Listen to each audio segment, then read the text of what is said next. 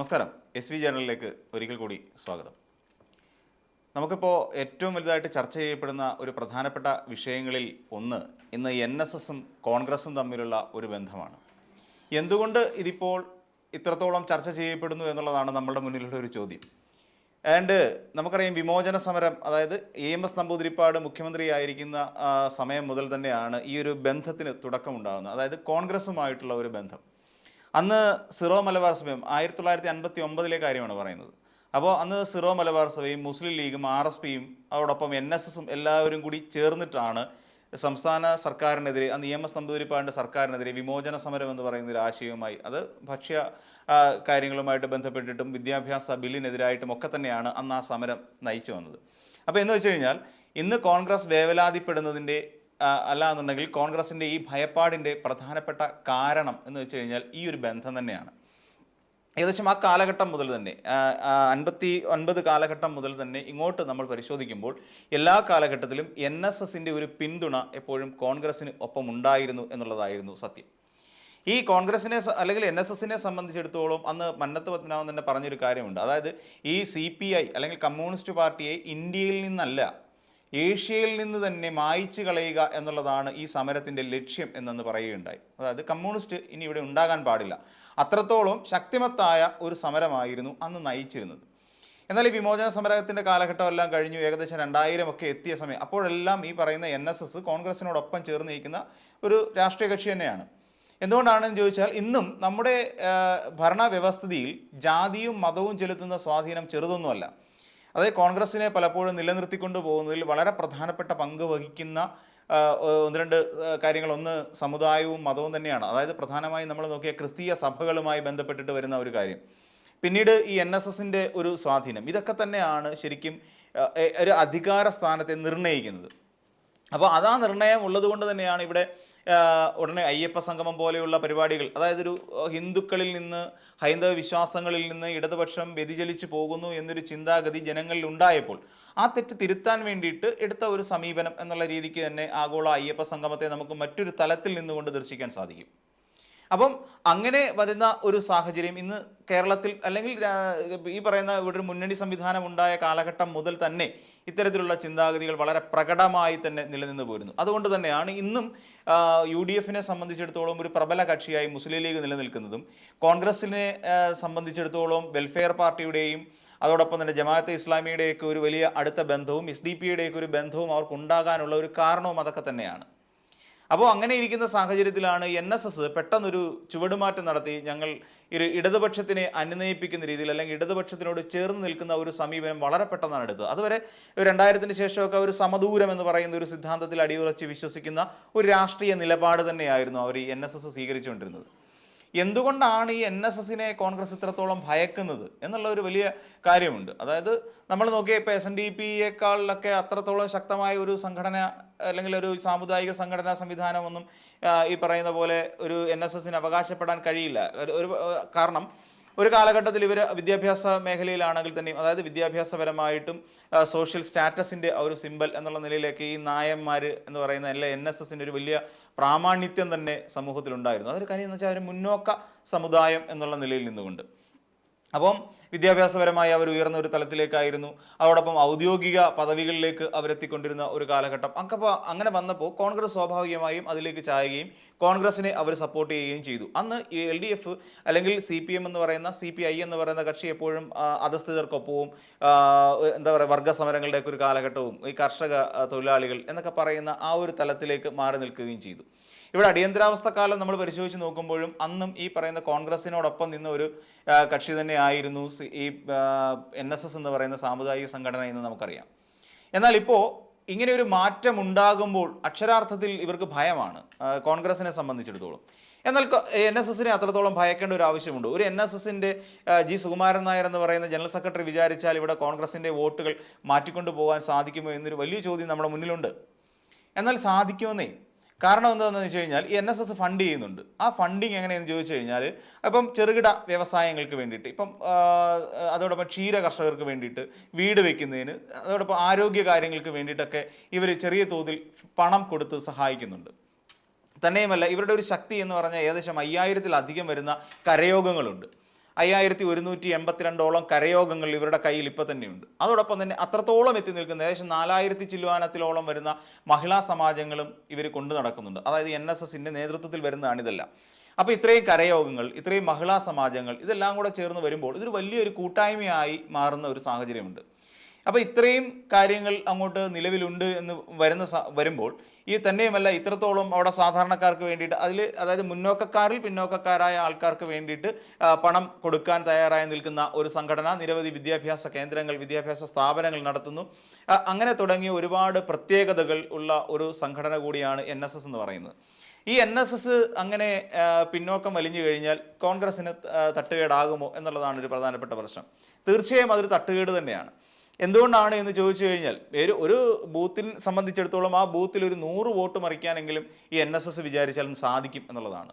അതായത് ഒരു നിയോജക മണ്ഡലത്തിൽ ഒരു 3000-3500ഓളം വോട്ടുകളെ സ്വാധീനിക്കാനുള്ള ശേഷി സത്യം പറഞ്ഞാൽ ഇപ്പോൾ NSS എന്ന് പറയുന്ന സംഘടനയ്ക്കുണ്ട്. SNDPയും അറിഞ്ഞു നിൽക്കുന്ന ഒരു സാഹചര്യമാണല്ലോ ഉള്ളത്.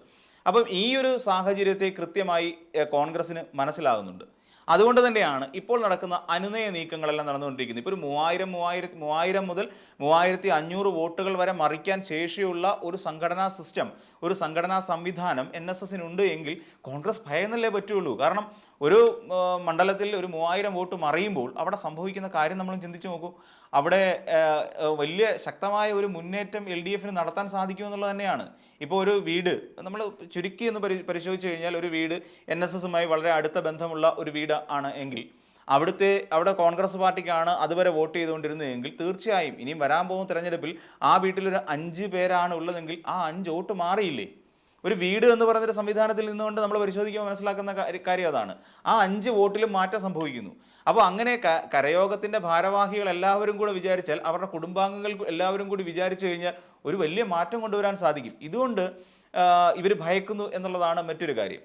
പിന്നെ തന്നെയുമല്ല, എന്തുകൊണ്ട് NSS ഇപ്പം നമുക്കറിയാം വലിയ പ്രമുഖരായ PJ കുര്യൻ അവിടെ പോയി കണ്ടിരുന്നു, സംസാരിക്കാൻ വന്നു. തിരുവഞ്ചൂർ രാധാകൃഷ്ണൻ പോയിരുന്നു. നമ്മൾ നോക്കിക്കഴിഞ്ഞാൽ കൊടിക്കുന്നിൽ സുരേഷ് അവിടെ പോയിരുന്നു. ഇനിയിപ്പോൾ രാഹുൽ ഗാന്ധി ഇവിടേക്ക് നേരിട്ട് വരുന്നുണ്ട്. KC വേണുഗോപാലിൻ്റെ ഒരു അനുനയ ചർച്ചകൾ ഒരു വഴിക്കൂടെ നടക്കുന്നുണ്ട്. രമേശ് ചെന്നിത്തല പിന്നെ ഇതുവരെ അങ്ങോട്ട് പോയിട്ടില്ല എങ്കിൽ തന്നെയും രമേശ് ചെന്നിത്തലയ്ക്ക് അറിയാം ഞാൻ അതിൻ്റെ NSSൻ്റെ ഒരു ഭാഗമാണെന്നും അതുകൊണ്ട് ഞാനൊരു ചർച്ചയ്ക്കായിട്ട് ചെന്ന് NSS അത് കൈവിട്ട് കളയില്ല എന്നൊക്കെ ഒരു തോന്നൽ രമേശ് ചെന്നിത്തലയെ സംബന്ധിച്ചിടത്തോളം ഉണ്ട്. ഇനിയും NSS എന്തുകൊണ്ട് ഇത്തരം ചില കടുത്ത നിലപാടുകളിലേക്ക് പോകുന്നു എന്നുള്ളത് നമ്മൾ മനസ്സിലാക്കേണ്ട ഒരു കാര്യമുണ്ട്. കോൺഗ്രസ് മുൻപുള്ളതിനേക്കാൾ ദുർബലപ്പെട്ട ഒരു അവസ്ഥയിലാണ് ഇന്ന് കേരളത്തിൽ നിലനിന്ന് പോരുന്നത്. കഴിഞ്ഞ കാലങ്ങളിൽ ഏകദേശം 21 സീറ്റുകളോട് കൂടി ആയിരുന്നു നിയമസഭയിലേക്ക് UDF അല്ലെങ്കിൽ കോൺഗ്രസ് പാർട്ടി മാത്രമായി എത്തിയതെങ്കിൽ, എന്നാൽ ഇത്തവണ അത്ര കിട്ടുമോ എന്നുള്ളൊരു ആശങ്ക ഇന്ന് കോൺഗ്രസ് പാളയത്തിനുള്ളിൽ തന്നെയുണ്ട്. അതിന് ചില കാരണങ്ങളുണ്ട്. കാരണങ്ങളെന്ന് വെച്ച് കഴിഞ്ഞാൽ കോൺഗ്രസ് മുൻപുള്ളതിനേക്കാൾ ദുർബലപ്പെട്ടു. CPMനെ അല്ലെങ്കിൽ ഇടതുപക്ഷ സർക്കാരിനെതിരായി ഉയർത്തിക്കൊണ്ടുവരുന്ന ആരോപണങ്ങളൊന്നും വേണ്ട വിധത്തിൽ അങ്ങോട്ട് പൊലിപ്പിക്കാൻ UDFനെ കൊണ്ട് സാധിക്കുന്നില്ല, അല്ലെങ്കിൽ പ്രതിപക്ഷത്തെ കൊണ്ട് സാധിക്കുന്നില്ല. അത് വസ്തുനിഷ്ഠമായൊരു കാര്യം തന്നെയാണ്. അവർക്ക് അങ്ങോട്ട് മുന്നോട്ട് കൊണ്ടുപോകാൻ കഴിയുന്നില്ല. ഇപ്പോൾ AI ക്യാമറ അഴിമതിയുമായി ബന്ധപ്പെട്ട് നോക്കാം, അത് CMRലുമായി ബന്ധപ്പെട്ട ആ മാസപ്പടി വിവാദമായിക്കോട്ടെ, അതല്ലെന്നുണ്ടെങ്കിൽ ലൈഫ് മിഷൻ പദ്ധതി ഞങ്ങൾ പിരിച്ചുവിടുമെന്ന് പറയുന്ന മുൻ കൺവീനർ UDF കൺവീനറായിരുന്ന MM ഹസൻ്റെ പരാമർശം, ഇതിൽ പറയുന്ന ഈ വികസന പ്രവർത്തനങ്ങളെല്ലാം അവസാനിപ്പിക്കും, വയനാട് തുരങ്കപാത ഞങ്ങൾ അവിടെ ഇല്ലാതെയാക്കും, ഞങ്ങളത് നടത്താൻ അനുവദിക്കില്ല. ഇവിടെ കേരളത്തിൻ്റെ സമൂലമായ ഒരു വികസനത്തിന് വേണ്ടി വികസന കുതിപ്പായി മാറിയ ഒന്നായിരുന്നു വിഴിഞ്ഞം പോർട്ട്.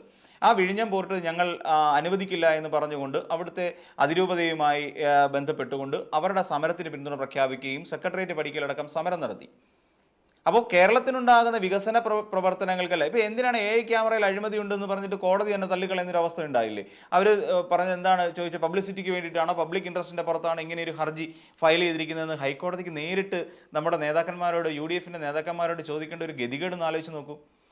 മാത്യു കുഴൽനാടൻ കൊണ്ടുകൊടുത്ത CMRL അഴിമതി കേസുമായി ബന്ധപ്പെട്ട് മാസപ്പടി വിവാദത്തിൽ യാതൊന്നും കൃത്യമായി സമർപ്പിക്കാൻ കഴിയാത്തൊരവസ്ഥ വന്നില്ലേ? അപ്പോൾ ഇങ്ങനെ ഉയർത്തിക്കൊണ്ടുവരുന്ന ആരോപണങ്ങളെല്ലാം തന്നെ വെള്ളത്തിൽ വരച്ച വര പോലെയായി മാറുന്നു എന്നുള്ളതാണ് വേറൊരു പ്രധാനപ്പെട്ട പ്രശ്നം. അതിനിടയിൽ ഇരുട്ടടി പോലെ വന്ന് വീണതാണ് രാഹുൽ മാങ്കൂട്ടത്തിലിൻ്റെ പ്രതിസന്ധി. രാഹുൽ മാങ്കൂട്ടത്തിൽ എന്ന് പറയുന്ന ഒരാൾ ഒരു സ്ത്രീ പീഡകനാണ് എന്നുള്ള തരത്തിലേക്ക് വാർത്തകൾ പുറത്തേക്ക് വരികയും, എന്നാൽ ഇങ്ങനെ ഒരു വാർത്ത പുറത്തേക്ക് വന്നപ്പോഴാണ് ആ പെൺകുട്ടി തന്നെ, റിനി ആൻ ജോർജ് എന്ന് പറയുന്ന ആ പെൺകുട്ടി തന്നെ പച്ചയ്ക്ക് പറയുന്നു, ഞാനും VD സതീശനും തമ്മിൽ അച്ഛനും മകളും തമ്മിലുള്ള ബന്ധമാണ്, ഇക്കാര്യങ്ങളൊക്കെ VD സതീശനെ അറിയിച്ചിരുന്നു. അപ്പോഴേ അവർ പ്രതിരോധിക്കാൻ ശ്രമിച്ചത് ഇപ്പോൾ എം മുകേഷിൻ്റെ കാര്യം പറഞ്ഞുകൊണ്ടാണ് LDFനെ പ്രതിരോധിക്കാൻ ശ്രമിച്ചത്.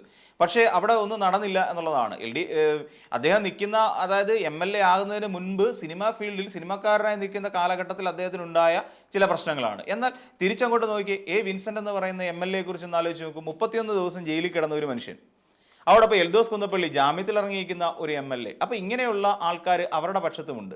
എന്നാൽ പിന്നീട് ഇങ്ങോട്ട് വന്നു കഴിഞ്ഞപ്പോൾ അടുത്തതായി വരുന്നതാണ് ഇവിടുത്തെ പോലീസ് അട്രോസിറ്റീസ്, പോലീസിൻ്റെ അതിക്രമങ്ങൾ. ആ പോലീസിൻ്റെ അതിക്രമങ്ങളെക്കുറിച്ച് നമ്മൾ കഴിഞ്ഞ ദിവസങ്ങളിൽ ഈ നിയമസഭാ സമ്മേളനവുമായി ബന്ധപ്പെട്ട് നോക്കിക്കഴിഞ്ഞാൽ അതൊക്കെ അടപടലം പൊളിഞ്ഞു വീഴുന്നൊരു അവസ്ഥയല്ലേ ഉണ്ടായത്. അതിനുശേഷം പെട്ടെന്ന് തന്നെ AK ആന്റണി വന്നു നിന്നുകൊണ്ട് പറയുന്നു, എൻ്റെ ഭാഗത്ത് മിസ്റ്റേക്ക് കൊണ്ട് എനിക്ക് മാപ്പ് നൽകണം, ഞാൻ എൻ്റെ ഭാഗത്ത് അങ്ങനെ തെറ്റ് പറ്റിപ്പോയി. ശിവഗിരിയിലും മുത്തങ്ങയിലും അടക്കം നടന്ന, അതോടൊപ്പം ജയകുമാർ എന്ന് പറയുന്ന ഒരു പാവപ്പെട്ടവനെ ഇവിടെ നിന്ന് തിരുവനന്തപുരം ഗാന്ധി പാർക്കിൽ നിന്ന് പിടിച്ചുകൊണ്ടുപോയി ഉരുട്ടിക്കൊന്ന സംഭവം, അതായത് മോഷണ കുറ്റം ആരോപിച്ചുകൊണ്ട് ഉരുട്ടിക്കൊന്ന ഒരു സംഭവം വരെ ഉണ്ടായി. അപ്പം ഇതൊക്കെ ഉദയകുമാർ അടക്കമുള്ള ആളുകളുടെ മരണത്തിലേക്ക് നയിച്ചത് ആരുടെ കാലഘട്ടത്തിലെ പോലീസ് അതിക്രമങ്ങളായിരുന്നു എന്ന് പെട്ടെന്നൊരു ചോദ്യം വരും. അതിനു മുൻപ് ഇവിടെ അടിയന്തരാവസ്ഥ കാലഘട്ടത്തിൽ ആരുടെ പോലീസായിരുന്നു ഇവിടെ നടമാടിയത്? ഇങ്ങനെയുള്ള ചോദ്യങ്ങളൊക്കെ വന്നു കഴിഞ്ഞപ്പോഴേക്ക് കോൺഗ്രസ് എന്ന് പറയുന്നത് വല്ലാത്ത ഒരു പ്രതിസന്ധിയിലേക്ക് കൂപ്പുകുത്തുന്ന ഒരു സാഹചര്യം വന്നു.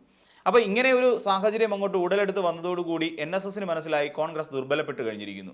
അപ്പോൾ ഈ ഉടനെ തന്നെ അപ്പോൾ വേറൊരു പ്രതിസന്ധിയും കൂടെ കോൺഗ്രസിലേക്ക് വന്നു എന്ന് വെച്ച് കഴിഞ്ഞാൽ രാഹുൽ മാങ്കൂട്ടത്തിൻ്റെ വിഷയം അങ്ങോട്ട് കത്തി രാഹുൽ മാങ്കൂട്ടത്തിനെതിരായി നടപടി വന്നു. രാഹുൽ മാങ്കൂട്ടത്തിനെ അനുകൂലിക്കുന്ന ഒരു വിഭാഗം വന്നു. അവർ VD സതീശനെതിരായി സൈബർ ആക്രമണം നടത്തി. അതോടുകൂടി കോൺഗ്രസിനകത്ത് വീണ്ടും ഒരു പടലപ്പിണക്കം എന്നുള്ള നിലയിലേക്ക് വീണ്ടും കാര്യങ്ങൾ തിരിഞ്ഞു മറിഞ്ഞു പോവുകയും ചെയ്തു.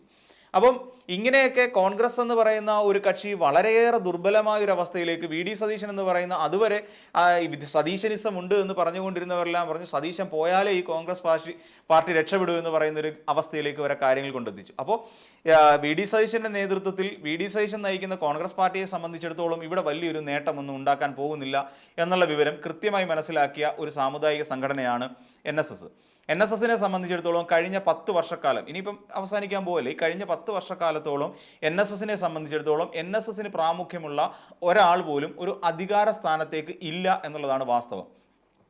NSSന് താല്പര്യം VD സതീശനോട് ഇല്ല തന്നെ. കാര്യം VD സതീശൻ അങ്ങനെ തന്നെ നിൽക്കുകയാണ്. കാര്യം അങ്ങനെ അനുനയ ചർച്ചകളുടെ ഒന്നും ആവശ്യമില്ല എന്നുള്ള നിലപാട് സ്വീകരിച്ചുകൊണ്ടാണ് VD സതീശന് നിൽക്കുന്നത്.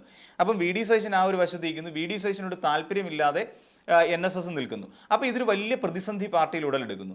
എന്നാൽ രമേശ് ചെന്നിത്തലയോട് താല്പര്യമുണ്ട്, പക്ഷേ രമേശ് ചെന്നിത്തലയെ താക്കോൽ സ്ഥാനങ്ങളിലേക്ക് കൊണ്ടുവരാൻ VD സതീശനോട്ട് തയ്യാറാകുന്നുമില്ല.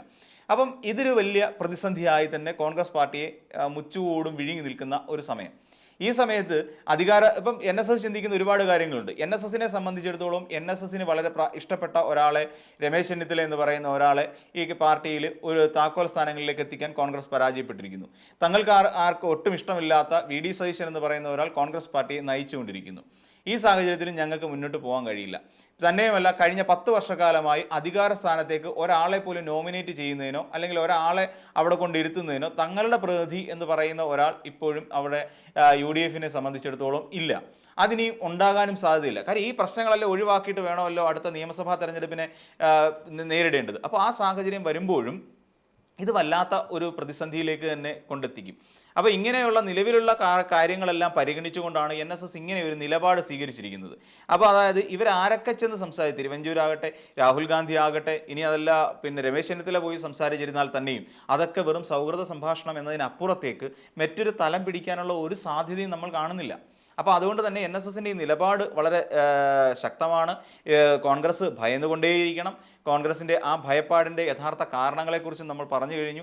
കോൺഗ്രസ്സിന് അങ്ങനെ ഭയം ഉണ്ടാകേണ്ട ഒരു കാലഘട്ടമാണ്. പിന്നെ തന്നെയുമല്ല, ഇനിയിപ്പോൾ മുസ്ലിം ലീഗിനെ കൂടെ നിർത്തുന്നതിനും വലിയ താല്പര്യമൊന്നുമില്ല. ഇപ്പോൾ തന്നെ ലീഗ് അതിന് മധ്യസ്ഥത വഹിക്കാനുള്ള ഒരു തയ്യാറെടുപ്പിലേക്ക് പോവുകയാണ്. അതായത് കോൺഗ്രസും NSSും തമ്മിലുള്ള ഈ പ്രശ്നം പരിഹരിക്കുന്നതിന് വേണ്ടിയിട്ട് ലീഗ് തയ്യാറെടുക്കുന്നു എന്നുള്ള വാർത്തകളും പുറത്തു വരുന്നു.